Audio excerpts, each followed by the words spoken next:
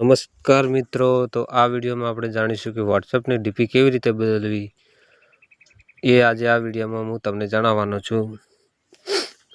તો સૌથી પહેલાં વિડીયોને લાઇક અને ચેનલને સબસ્ક્રાઈબ કરી દેજો, જેથી કરીને સૌથી પહેલાં નવી અપડેટ તમારી પાસે પહોંચે। તો સૌથી પહેલાં વોટ્સએપ ઓપન કરવાનું છે।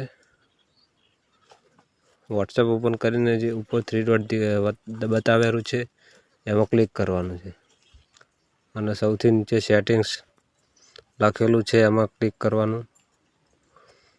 પછી આવી રીતે ઇન્ટરફેસ આવશે તમારી સામે। તો આપણે આ ફોટા ઉપર ક્લિક કરવાનું। જો આમાં તમે તમારું નામ પણ ચેન્જ કરી શકો છો। અમારું બ્યુટી 223866 છે, તો આમાં હું ચેન્જ કરી શકું છું। તમે પણ ચેન્જ કરી શકો છો।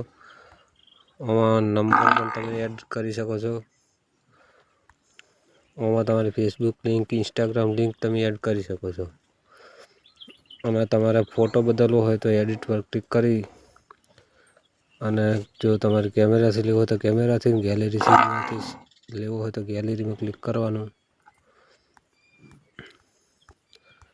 આવી રીતે આવી જાય। પછી તમારે એક ફોટો પસંદ કરવાનો છે।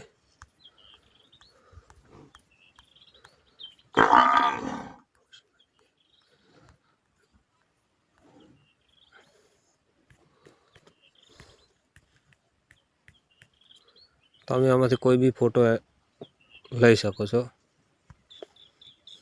આવી રીતે લઈને આમાં ડન કરી દેવાનું છે, તમારો ફોટો આવી જશે। તો આવી રીતે ફોટો એડિટ થાય છે અને ડીપી બદલાય છે।